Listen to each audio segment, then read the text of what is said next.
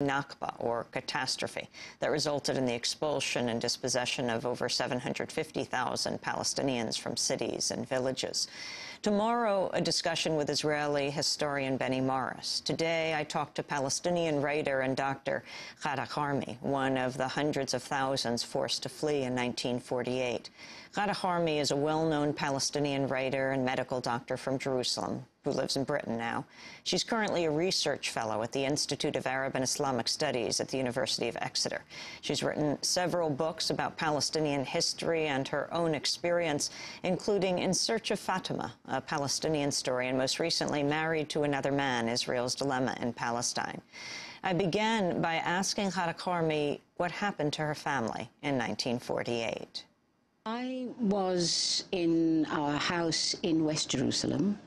I'd been born in that part of Jerusalem, and I was a child. I was 8, and I didn't understand actually what was happening. Nobody talked to us really, told us what was really happening. But what I do remember is that everybody was very scared, and I wrote about this in my memoir, In Search of Fatima. It was a very bad period in my life because as a child, the things that mattered to me were what was familiar. My home, my dog. I had a lovely, a dog which I loved dearly. We all loved him. He was called Rexy. And the thing that is very vivid in my mind is the scene of the morning that we left the house. It was in April 1948, and I knew that we had to leave the dog behind.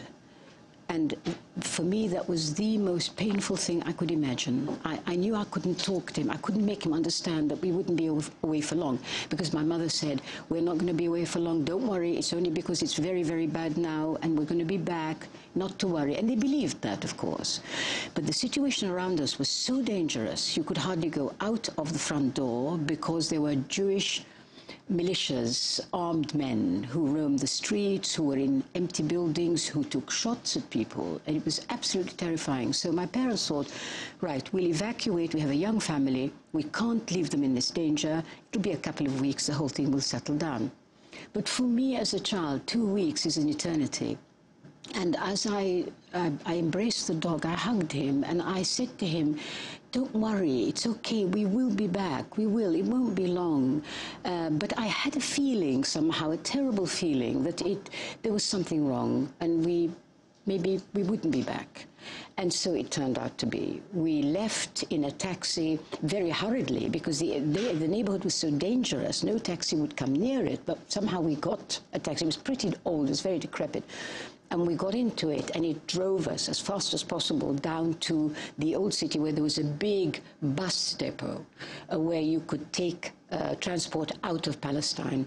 So we hired a car from there, and we drove over to Damascus, to my grandparents' house, with the feeling, my mother constantly saying, look, don't worry, we're going to be back in a couple of weeks. And that's what we thought. But my memories were some kind of dread. I don't know what it was, some kind of child's intuition, who knows, that it was, we wouldn't be, there was something wrong, that it was very, very serious. And we went to my grandmother. And who was we?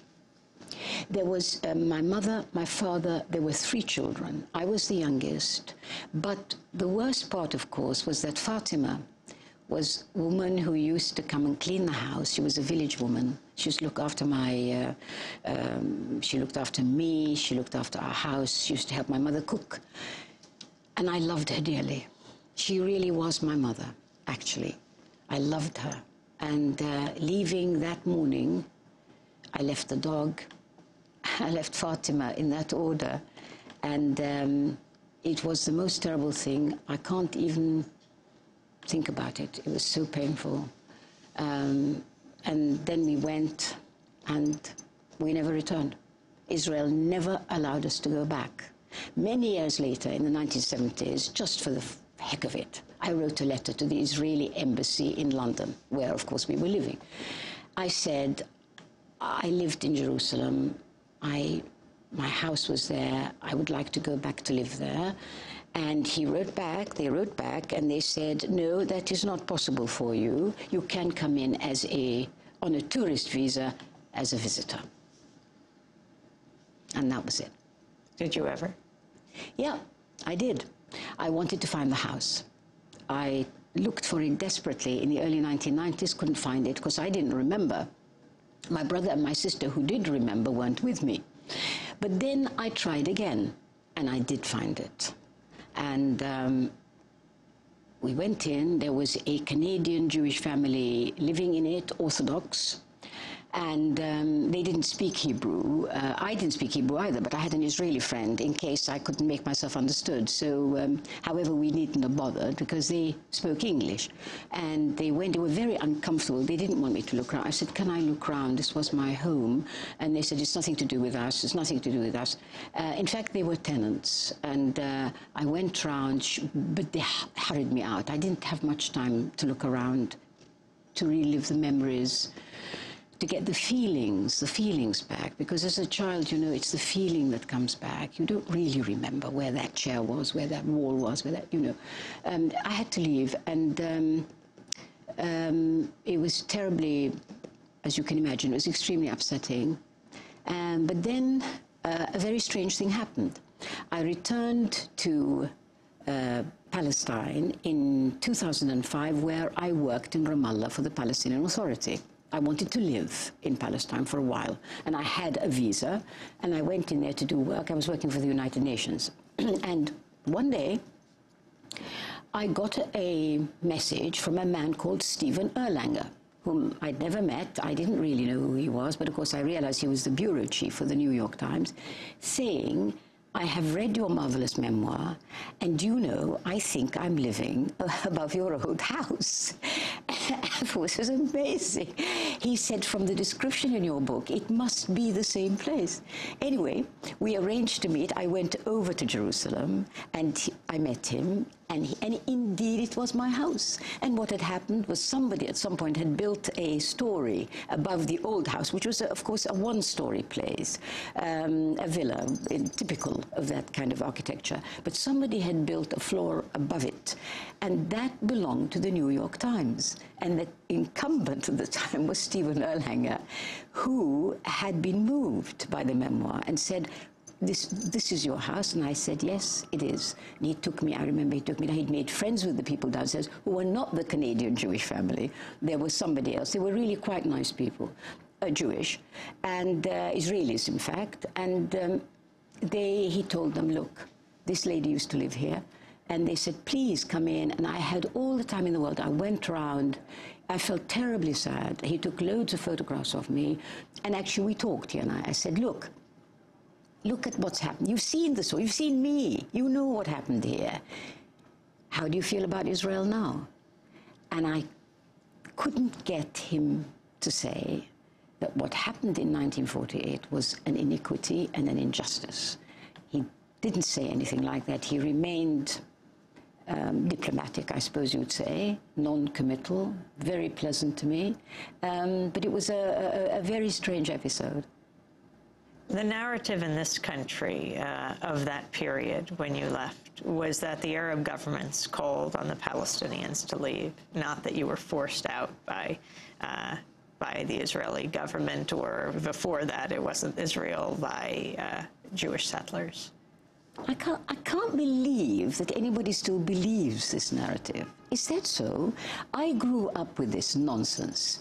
And I always used to wonder how sane human beings could actually believe that people would get up, leave their belongings, leave their home, their land, their livelihood, and just walk away because somebody told them to. Now, of course, later, first of all, this was completely untrue.